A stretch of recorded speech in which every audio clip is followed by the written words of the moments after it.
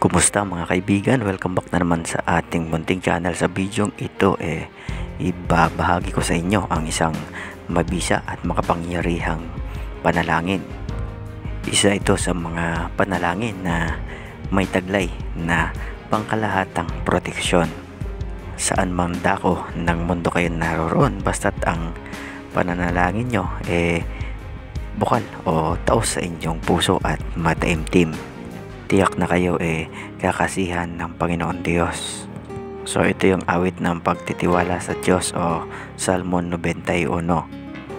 Subalit may binago ako dito upang ang pagpapala ng Panginoon ay sumaiyo o sa kung sino ang nagdadasal. So meron ding Latin ito, Latin na version, subalit mas magaling aring Tagalog upang inyong lubos na maunawaan kung ano ang inyong dinarasal. So merong nagdarasal nito na iba, subalit bakit ba sa pakiramdam nila tilaga hindi gumagana, samantalang halos kabisado na nila ang dasal. So yun dahil sa hindi mo binabago ang dasal. Dahil sa kung uunawain mo ang panalangin na ito, ito para sa isang tao na binabasbasan mo.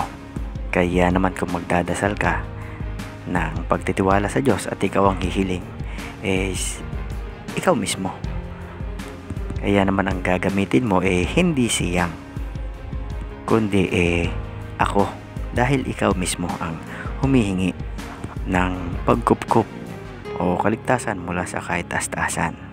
Subok ko na ang panalangin ito mga kaibigan, at nais ko lang ibahagi sa inyo. Kaya naman kung naniniwala kayo, maaari nyo itong basahin ulit-ulitin pagkagising sa umaga at bago matulog sa gabi. Maaari mo rin itong i-share o ibahagi sa iyong mga mahal sa buhay kung ikaw concerned sa kanila at gusto mo na maligtas sila kahit saan man sila magpunta. Iyon kung dadasalin nila ito pagkagising sa umaga at bago matulog sa gabi. Ulit-ulitin mo lang ito at darating ang araw o panahon makakabisado mo na ang dasal na ito. So kahit na dumating na ang panahon na laganap na o lumaganap na ang Antikristo at sunugin ang mga Biblia, at least mayroon kang kabisadong panalangin at ito makakatulong ng malaki sa iyo. So mas magaling kung ikaw nasa iyong silid at nakasarado. Magaling din kung ikaw makakapagsindi ng puting kandila. Ang una ay lumuhod at mag-sign of the cross at habang binabanggit ito,